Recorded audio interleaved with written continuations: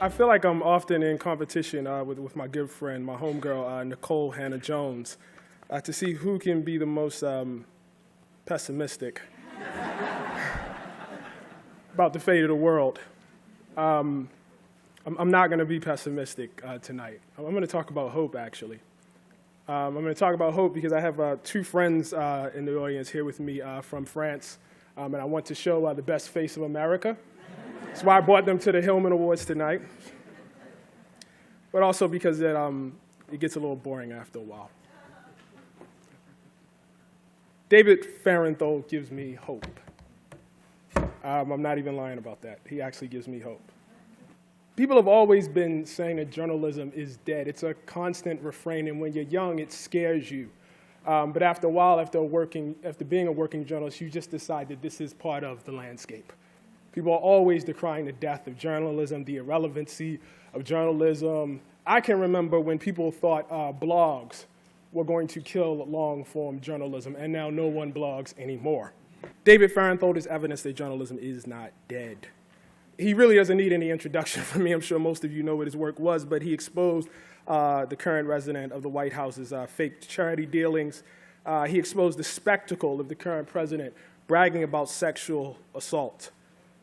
But the thing I love about David is not even so much the stories, which were great, but his methodology. Part of that notion that journalism is dead is a kind of old fogeyism, where people lament social media, they lament Facebook, they lament Twitter, they lament the young people walking around with their phones like this. And what David did through his journalism was he combined good old-fashioned shoe leather reporting, which you see displayed right up here, and he combined Twitter. So what you see is a list of charities that David actually called to see if Donald Trump had actually given money. You can see never, never, never, never, never, no comment. I think there's a couple right there, 2002, 2008. But what David did was then he tweeted out his notes to show, people the work he was actually doing. And by doing that, he actually, acquired a larger audience. He got people who were actually interested in helping him find out and track Donald Trump's dealings. And the combination of that actually allowed him to finally, publish a story on the charities. And the end result of that made him an authority and made him seen as a trusted source for the person who, we don't know who it was, but ultimately gave him the tape of Donald Trump bragging with Billy Bush.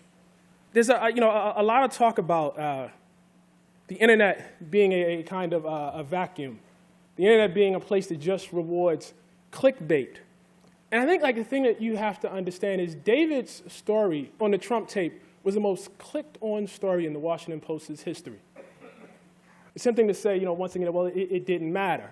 Ultimately, the people didn't care. But I'd submit, and I think David actually wrote this, that it's really not David's job to tell you who to vote for. It's David's job to make sure that you cannot look away, that you cannot avoid the responsibility for the decisions that we make as a country, and we see the results of those decisions even tonight. David gives me hope, and it's with much pleasure that I present him with the Hillman Prize for Newspaper Journalism. Thank you, David.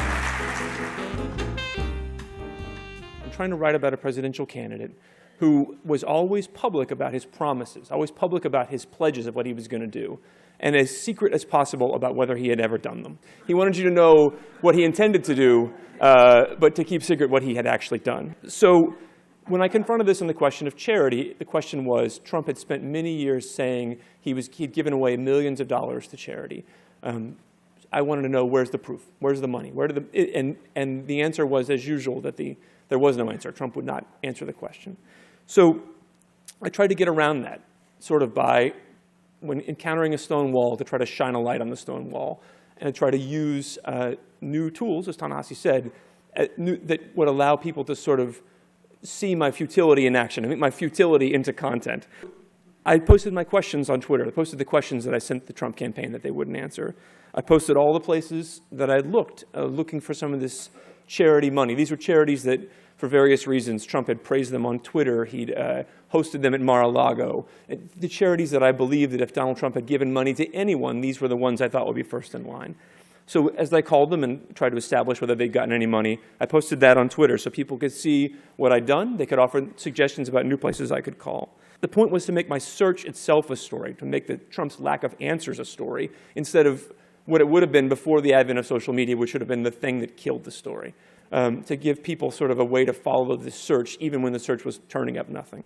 For me, the lesson of 2016 was sort of that to survive and to thrive in this new era, journalists need to be as transparent as we possibly can about what we know, what we don't know, and how we work, how we find things out. So that's necessary, of course, as a defensive tactic to show that we're not the fake news, but also it's more than just defensive. It's more than just establishing that we're the real news. It's a way to push our research forward. We all think of ourselves as talented journalists, as people who know where to dig things up. There's nobody better at digging up the truth than we are. But what I found was that we're limited by our life experiences. I was limited by what I'd done in the past, what I knew, the systems I knew how to use. And by sort of throwing my search open to the public, I tapped into all these other people who had life experiences and context and ideas that I never would have thought of, that enabled the search to go further than it could have ever gone with just me. To cite one example, I spent one day looking for a portrait of Donald Trump that Trump had bought with charity money, $10,000 portrait of himself that he bought with his charity's money. Now, many here in the room are familiar with charities law. You can't buy portraits of yourself with your own charity's money. If you do, you have to use the portrait for a charitable cause. It has to be used for a charitable purpose. So I don't want to presuppose this. There could be a charitable purpose for a 3-foot-tall portrait of Donald Trump. I just need to know what it is. I need to know where the portrait is so I can know what it's doing now, who it's helping. So I asked the Trump campaign. They didn't respond. I put out this picture of the portrait on Twitter saying, here's what I'm looking for. I need to find this thing. That day, a woman named Allison Aguilar, who's a short story writer in Atlanta, someone I've never met, was not aware of her existence until that day. She has an idea that I didn't think of, which is to go to the TripAdvisor page for Trump's golf course resort Doral outside Miami.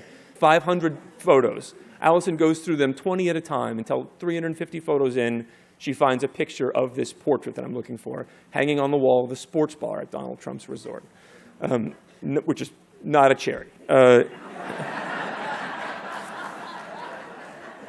So later that same day, I posted a result of Allison's research that had discovered this, it would turn out to be like a 6-month-old picture of the portrait hanging on the wall of the sports bar. That same night, Enrique Acevedo, who is an anchor at Univision in Miami, sees my tweet, realizes his studios are 4 blocks away from Doral, makes a reservation for that night, checks in, convinces the cleaning staff to let him into the sports bar, and finds it in the flesh.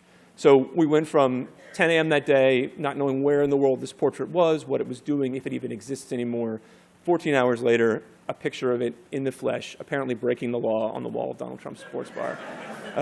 That's the kind of thing that's possible if you let people know what you're looking for, and if people sort of buy into the idea that what you're doing is important and decide they want to help.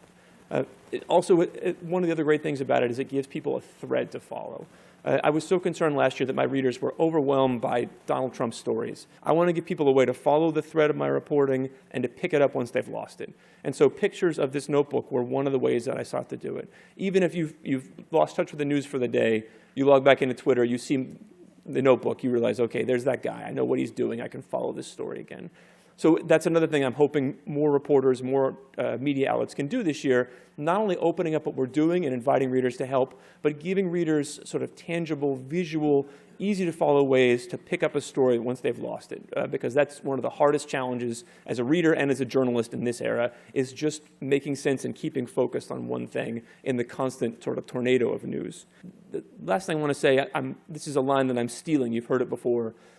Marty Barron, our editor, has said that we should not absorb the idea from Donald Trump and his advisors that we as journalists are at war with the administration. They may be at war with us, but we are not at war with them. We can't think of ourselves as combatants in a war, because that comes with the idea that there may be rules or standards or morals that we can relax a little bit because the war takes over. The war is the most important thing. Our credibility and our standards, our ability to judge things for what they are and not be swayed by what we want them to be, is the most important thing we have right now. So as Marty said, we're not at war, we're just at work. And to let people see our work and to see us at work, I think is one of the most powerful things we can do to earn their trust and to earn their help. So, thank you.